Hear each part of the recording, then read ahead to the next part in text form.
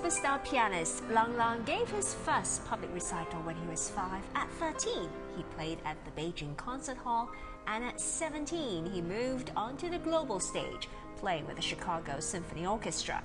Today, the 31-year-old has performed with most of the major orchestras in the world. And last month, his career took another turn. UN Chief Ban Ki-moon named the pianist United Nations Messenger of Peace. Now, if you're wondering what that means for his day job, well, let's ask him, because Lang Lang joins us in studio live this morning. Good morning to you, Lang Lang. Good morning. Good morning. Congratulations, first of all, for being awarded that title, Messenger of Peace. But that's work cut out for you, right? Yeah, it's a great privilege right. to get that wonderful title from Mr. Ban Ki-moon. And I'm really looking forward first trip to fly out somewhere with him next year to work on the education side. Well, you have been working with UNICEF for quite some time, so your passion for children is already there. But with this particular title, Messenger of Peace, UN Chief Ban Ki-moon says that your focus will be to help 57 million children around the world to get education in a classroom. That's a mammoth task. Yeah, our goal is to building new schools as great quality as possible, and I also like to bring music education into those newly born schools and to give a new aspect to the kids around the world. You seem pretty calm about it, because I just find it mind-boggling. How are you going to do that? I actually started to work with UNICEF 10 years ago, so I kind of have a little bit of experience, and then now I also started my foundation, the Lang Lang International Music Foundation, 5 years ago. So we are starting to building a new method for music playing, music education. So we start to know, in which direction we're going to get in. So you understand. So what kind of reaction do you get from children when they come in touch with your music? I mean, it must be very inspiring for a young man listening to you play.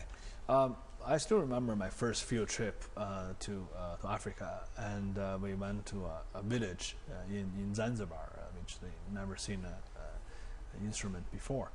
And so I started playing this electronic keyboard, and they were starting to dance with me, and they all want to play the piano, the keyboard afterward. And so even though we don't understand each other's language, but through music, somehow it just clicks. Yeah. Universal language, music. Yes. They do, yeah. So, what about your own sort of contact with music as a child? Because we understand that when you started playing, your piano teacher suggested that you should be looking for a career outside of music. No, in the beginning it was fantastic. I had a fantastic beginning, and then I moved to Beijing to continue my studies.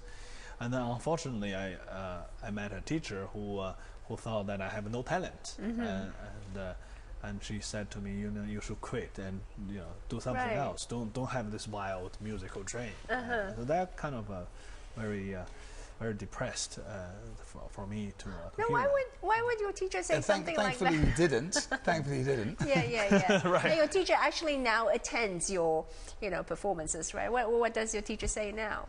I mean, she only taught me like 6 months, so kind of teacher, Right.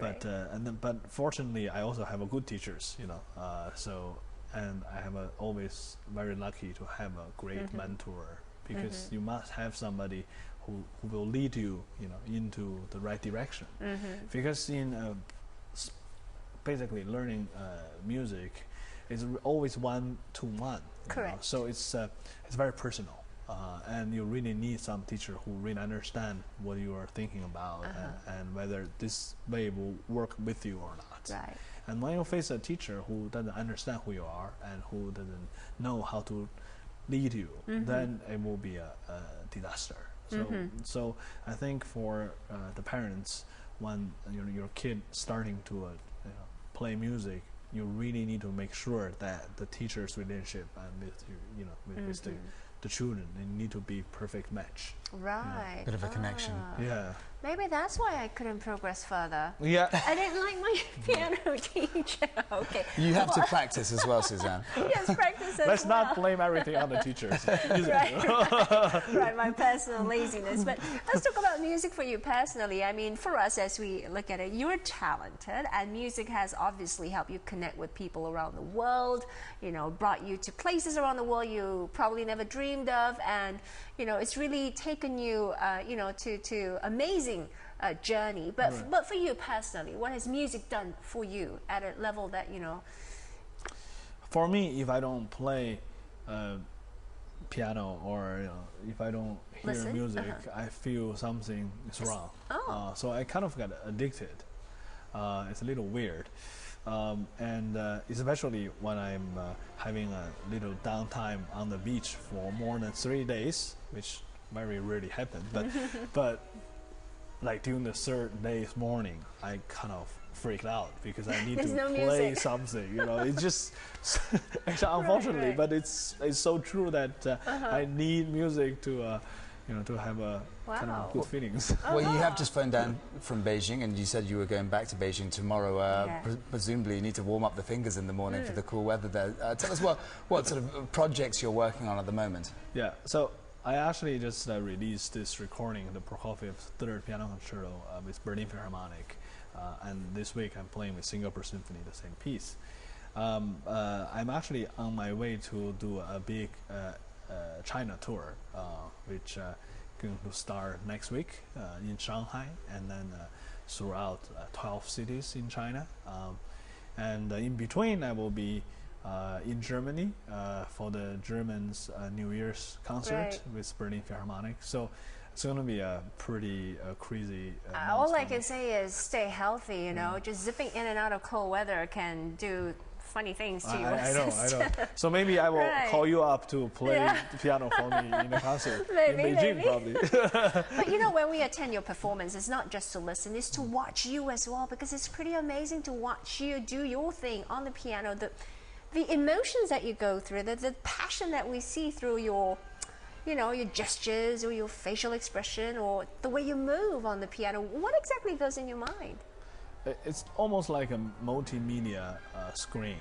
So you have the scores, you have the storylines, and you have pictures, and then so that's from the outskirt, right? And then you have the introverted feelings and emotions.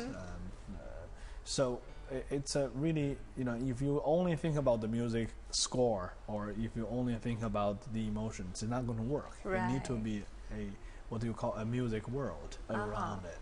So you are in that world as you're performing, and that's what we're seeing as well.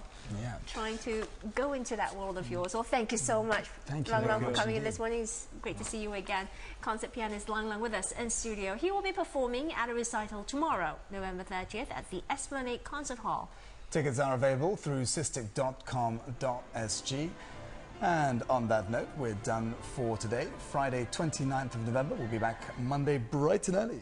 Be sure to join us. Look at those fingers on the keys. We'll leave you with some pictures. Have a great weekend. Bye-bye for now.